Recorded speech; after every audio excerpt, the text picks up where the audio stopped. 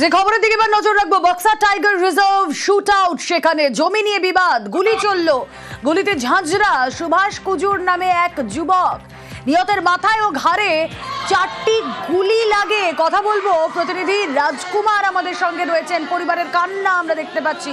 গুলিতে ঝাঁঝরা সুভাষ কুজুর নামে এক যুবক, রাজকুমার রয়েছেন সঙ্গে। রাজকুমার, কি কারণে গুলি চললো?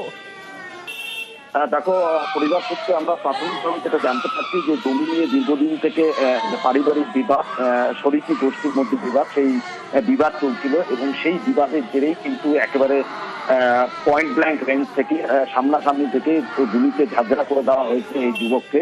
এবং যেটা আলিপুরদুয়ার জেলা সদর হাসপাতালের চিকিৎসকদের যেটা প্রাথমিক ধারণা, যে অন্তত পক্ষে 4টি গুলি লেগেছে, কানের সামনে গুলি লেগেছে, ঘাড়ের এখানে গুলি লেগেছে। এবং এই ঘটনার কিন্তু ইতিমধ্যেই শোরগোল করে গিয়েছে আলিপুরদুয়ার জেলা সদর হাসপাতালে। ওই যুবককে নিয়ে আসলে চিকিৎসকরা তাকে মৃত বলে ঘোষণা করে। এটা শহর লাগোয়া কালচিনি ব্লকের যে বক্সার টাইগার রিজার্ভের জঙ্গলের যে পৌর এলাকা, যেখান দিয়ে 31 নম্বর জাতীয় সড়ক গেছে, ওই এলাকাতেই এই ঘটনাটি ঘটে।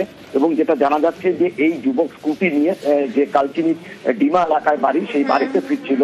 সেই সময় তাকে এই জাতীয় সড়কে রাস্তা আটকে তাকে গুলি করা হয় এবং স্থানীয়রা তাকে উদ্ধার করে কিন্তু জেলা সদর হাসপাতালে। কেন, মানে তাদেরকে দীর্ঘদিন ধরে বিবাদ ছিল? একদমই পরিবার সূত্রে যেটা জানা যাচ্ছে যে 2008 সনের আগে থেকেই কিন্তু তাদের এই জমি নিয়ে বিবাদ এবং সেই নিয়ে মামলাও চলছে। ফলে সেই মামলার জেরেই কিন্তু এই গুলি চালানোর ঘটনা ঘটেছে বলে কিন্তু পরিবারের পক্ষ থেকে অভিযোগ করা হয়েছে। যদিও বিষয়টি নিয়ে ইতিমধ্যে তদন্ত শুরু করেছে পুলিশ। তদন্তের আগে পুলিশ কিছুই বলতে চাইছে না। এই মৃতদেহ ময়না তদন্ত করা হবে। পুলিশের পরিবার কি বলছে, যে কি কারণে বিবাদ? পরিবারের বক্তব্য, পরিবার খুব সুস্পষ্ট ভাবে, ওনার যে স্ত্রী রয়েছে আরতি কুজুর এবং ওনার যে আত্মীয় পরিজনরা রয়েছে, প্রত্যেকে সুস্পষ্ট ভাবে অভিযোগ করেছেন যে একেবারে জমি নিয়ে বিবাদের জেরেই এই গুলির ঘটনা। এবং তারা করেছে তাদের দিকে শরিকি যে লোকজন আছে তাদের দিকে পরিষ্কার আঙুল তুলেছে। বেশ, আরো একবার জানিয়ে রাখি, বক্সার টাইগার রিজার্ভ, সেখানে গুলি চলল, নিহতের মাথায় এবং ঘাড়ে 4টি গুলি লাগে। ঘটনা ইতিমধ্যেই তদন্ত শুরু হয়েছে। গুলিতে ঝাঁঝরা ওই যুবক। বক্সার টাইগার রিজার্ভে সেটাও দীর্ঘদিনের শত্রুতা এবং সেই কারণেই গুলি চলে। জমি নিয়ে বিবাদ চলছিল তাদের মধ্যে।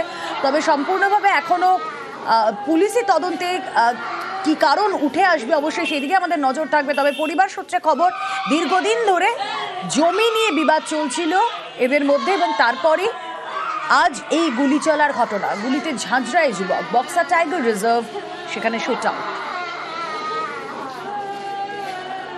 हाँ, जमीन का हेयरिंग था। वो सुबह 10:30 बजे निकला घर से।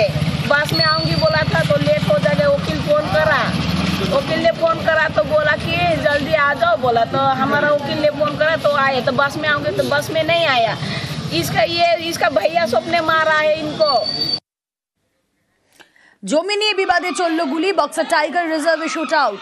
আরো একবার কথা বলি, আমাদের প্রতিনিধি রাজকুমার রয়েছেন সঙ্গে। রাজকুমার, এই সুভাষ কুজুর, তার পরিচয় কি করতেন তিনি? দেখো, প্রাথমিকভাবে পুলিশ সূত্রে আমরা যেটা জানতে পারছি সেটা হচ্ছে যে এই যে সুভাষ কুজুর, তিনি কালচিনি এলাকার বাসিন্দা হলেও তিনি থাকতেন দিল্লিতে। এবং দিল্লিতে কখনো তিনি কোনো কাজ, কখনো বা ছোটখাটো কিছু ব্যবসা, এইরকম কিছু কাজ দিল্লিতে করতেন। দুদিন আগেই কিন্তু তিনি বাড়িতে এসছেন। এখনো পরিবারের সমস্ত মানুষজনের সাথে তার দেখা সাক্ষাৎ হয়নি, যেটা জানা যাচ্ছে। দুদিন আগে দিল্লিতে ফিরে এসে কিন্তু একেবারে নিজের এলাকায় কালচিনিতে কিন্তু একেবারে মৃত্যু হলো এই যুবকের। যেটা জানা যাচ্ছে যে দিল্লিতে উনি কাজ করতেন এবং দিল্লি থেকে মাঝে মধ্যে বাড়িতেও আসতেন। এবারও পুজো উপলক্ষে কিন্তু এই দুদিন আগে তিনি বাড়ি ফিরেছেন এবং তারপরেই এই ঘটনা ঘটলো। বেশ।